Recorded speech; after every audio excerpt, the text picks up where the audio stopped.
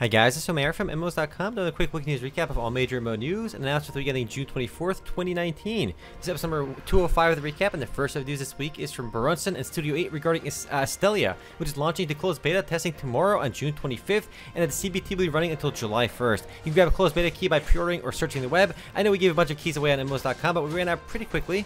This is the first time Astellia will be playable in the West, and given how quickly the keys ran out, people are definitely excited for this one. Keep in mind though, this one will be buy to play once it launches later in September, but the devs have told us they made big changes for the Western release. Namely, the Korean version was gender locked and the Western one isn't, and you won't need to buy dungeon tickets in the cash shop the same way you did in the Korean version. Those can all be obtained in-game for free. I'm hoping the game runs well as it's Unreal Engine 3 powered, but we'll find out tomorrow. I did remember seeing that trailer and there was some FPS stutter in the actual trailer, which is kind of memey, but hopefully it runs pretty well. Next up, many people are hyped and talking about WoW Classic. WoW's regular servers are set to receive the Rise of Ashara update tomorrow on June 25th. And with the Rise of Ashara comes new zones, the new Ashara's Eternal Palace Raid, the new Mechagon Mega Dungeon, and the new Ashara Epic Battlegrounds. And of course, there's a ton of new quests, mounts, transmog items, and other goodies too. Check out the full patch notes on the WoW website if you want to learn more. But it's a big update and it's launching tomorrow on June 25th. Up next, Black Desert Online is launching their new Shy class on June 26th, and anyone can pre-create their characters already. Shys are adorable boomerang-throwing tricksters with healing abilities, and given that they're basically lollies, they're already my favorite character in the game. Might be time to go back to BDO to make a Shy. Anyone who pre-creates a Shy before the 26th launch gets a special in-game title, earrings, extra life scrolls, and a +8 inventory expansion, and a 1 kg gold bar. So if you have any interest in BDO, now's a good time to pre-create a Shy to get those goodies.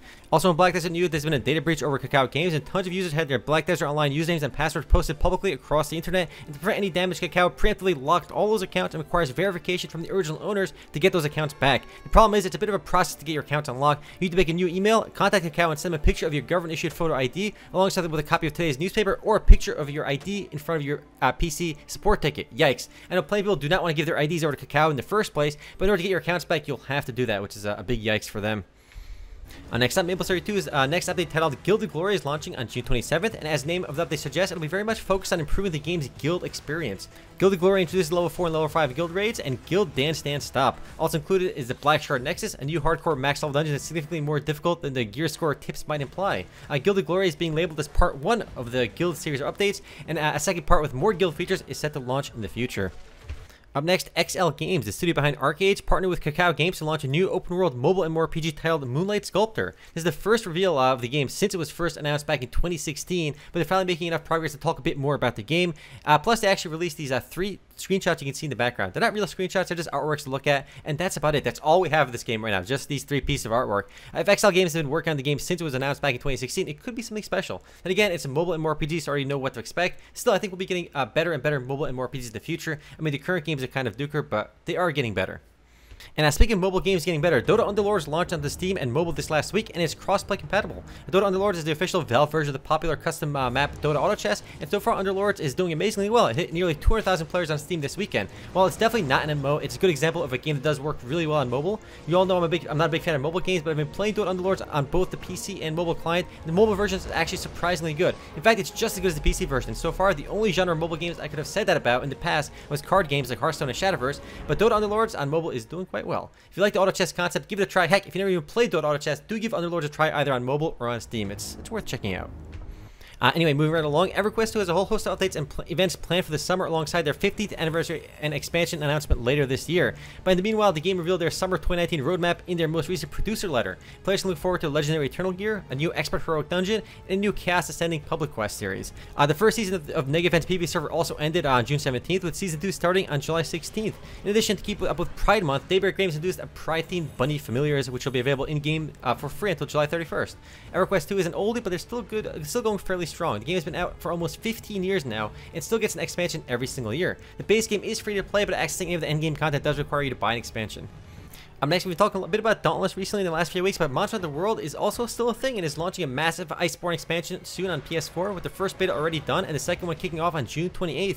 Iceborne is set to launch fully on September 6th for PS4 and Xbox One, while PC users do need to unfortunately wait a bit longer. I'm pretty sure there's no announcement date for the PC version just yet. I think Monster Hunter World is one of the only games available on both PC and consoles where the console version gets updated first. Anyways, Iceborne features the new Frigid Hoarfrost Reach area, new monsters, the Elder Dragon Valkana, and infamous Flying Wyvern Tigrex. There's a lot more goodies too. This is just what Capcom has revealed so far. And speaking of slower console releases, Neverwinter Undermountain just launched on PS4 and Xbox One after having been available on PC for some time now. Undermountain is a big update that increased the game's level cap to 80, introduced new endgame dungeons, and the new Undermountain story campaign, added new class powers, and much more. Neverwinter remains Cryptic's best performing game, averaging 600 players on Steam alone. Although the figures down quite a bit over the last year, it's still doing fairly well. The game's console version also does well. I think a lot of these action RPGs are doing really well on consoles. I think mainly because the console market isn't nearly as saturated with free-to-play modes the same way the PC market is. Anyways, Neverwinter Undermountain is now live on consoles. Next up, free-to-play users on Star Wars: The Old Republic should be happy as BioWare is making their lives a bit easier. Anyone who played Star Wars: The Old Republic knows how restricted the game is for free-to-play users, but it should be a bit better now, at least soon. Free-to-play users can now hold up to 1 million credits, up from 200,000. They have extra quick bar, and free-to-play users will now have access to quick travel and medical probes. This all goes live with the game's 5.10.4 update in July. I suspect BioWare is making these changes for Star Wars to attract and retain existing players because the game's player base has been in decline for some time. Next and last bit of news this week is for the sci-fi MMORPG Star Conflict, which launched the Moon Race update this last week, which celebrates the 50th anniversary of Neil Armstrong and Buzz Aldrin landing on the moon with a 3-month-long event. Also including the update is a new PvE mission, Temple of Last Hope, which you can see in the video in the background, and the new Jericho Guard Frigate Custodian. Star Conflict isn't too popular, but still averages 220 players online on Steam at any given time, but it is available off Steam as well. It's also one of the few sci-fi MMORPGs out there that's kind of like EVE Online, though it's definitely more actiony than EVE. Anyway guys, that's for MMO News this week. I'll see you guys tomorrow for the podcast. Later guys.